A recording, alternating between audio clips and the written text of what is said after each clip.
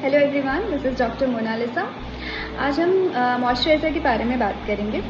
तो मॉइस्चराइज़र तो हम सबको पता है कि बहुत इंपॉर्टेंट है हमारे स्किन के लिए, काफ़ी सुनने में आता है ये सारी चीज़ें, लेकिन इसका एक्चुअल सिग्निफिकेंस क्या है इसके बारे में हम डिस्कस करेंगे। तो जो हमारा स्किन होता है, इसका जो सबसे ऊपर वाला लेयर होता है, इसको हम स्ट्रेटम कॉर्नियम बोलते हैं। तो जो स्ट्रेटम कॉर्नियम होता है ये हमें बाहर के एनवायरमेंटल टॉक्सिन्स, एनवायरमेंटल पॉल्यूशन, इन सब से बचा के रखता है।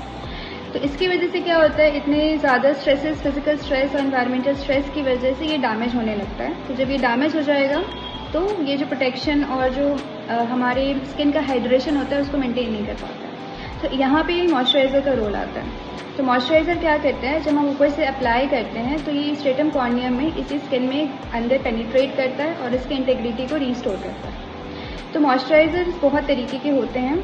तो कौन सा मॉइस्चराइज़र लगाया जाए, ये बहुत ही कॉमन क्वेश्चन है। बहुत लोग ये भी बोलते हैं कि मॉइस्चराइज़र लगाने के बाद हमारा स्किन डल हो जाता है, वो ब्राइटनेस ख़त्म हो जाती है या चिपचिपापन आ जाता है। तो यहाँ पे क्या होता है कि मॉइस्चराइज़र इतने टाइप्स के होते हैं, तो आपके स्किन टाइप पे डिपेंड करते हैं कि आपको कैसा मॉइस्चराइज़र लगाना चाहिए। तो पहले तो हम अपने स्किन को दो पार्ट में बात करेंगे। एक तो हमारा फेस मॉइस्चराइज़र अलग होगा, बॉडी मॉइस्चराइज़र अलग होगा और हैंड एंड फीट मॉइस्चराइज़र अलग होगा, क्योंकि हर जगह का टोपोग्राफिक स्किन में वेरिएशन होता है। फेशियल स्किन थोड़ा थिनर होता है और इसमें ज़्यादा डैम्पनिंग के चांसेस होते हैं, इसलिए इसका मॉइस्चराइज़र अलग होता है।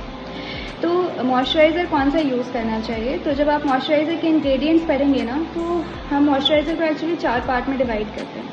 तो जो हमारा हुमिक्टेंट वाला पार्ट होता है, जिसमें मेनली ग्लिसरीन आता है, ग्लिसरीन वहाँ पे होना चाहिए, हाइलुरोनिक एसिड होना चाहिए। तो ये सारी चीज़ें आप देखेंगे फेस मॉइस्चराइज़र के लिए। जो हमारा बॉडी मॉइस्चराइज़र होता है उसमें ऑयल के कंटेंट ज़्यादा होने चाहिए, वैक्सेस होने चाहिए, पैराफिन्स होने चाहिए, जो हमारी बॉडी के लिए अप्रोप्रिएट होता है। और हैंड एंड फीट में ये सारे इंग्रेडिएंट्स के अलावा कुछ केराटोलिटिक एजेंट्स भी हेल्प करता है, जैसे कि यूरिया हो गया, लैक्टिक एसिड हो गया। तो ये सब बेटर हेल्प करता है, क्योंकि यहाँ का स्किन हमारा थोड़ा थिकर होता है as compare to other body parts.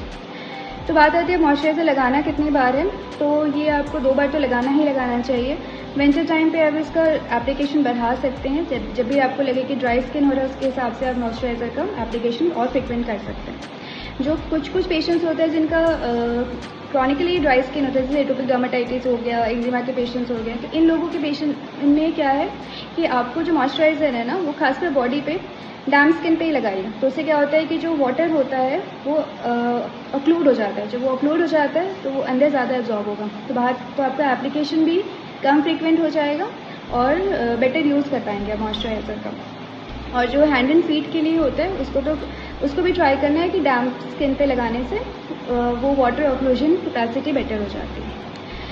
तो ये सारी चीज़ें होती हैं। लेकिन किसी को चिपचिपापन लगता है, मान लीजिए गर्मी का दिन है, मॉइस्चराइज़र नहीं लगा पा रहे, तो मान लीजिए अगर आप डे का टाइम स्किप करते हो तो नाइट में तो लगाना ही लगाना है, क्योंकि उससे क्या होता है कि रात भर स्किन को रिपेयर होने का टाइम मिल जाता है। तो ये हमने छोटा सा वीडियो बताया आपको मॉइस्चराइज़र के बारे में।